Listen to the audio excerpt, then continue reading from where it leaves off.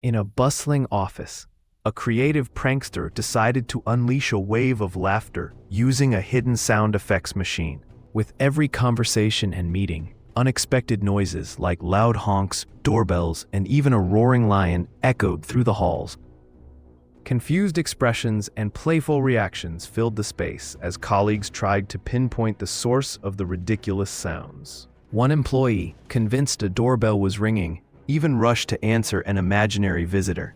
The prank culminated in a grand finale, a surprise burst of laughter and applause from their coworkers, bringing everyone together in a moment of pure joy.